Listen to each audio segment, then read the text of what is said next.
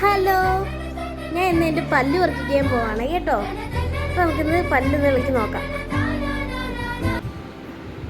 നല്ലോണം ഇളകിയിട്ടുണ്ട്. അപ്പം പറിച്ച് നോക്കാം ഒന്ന്.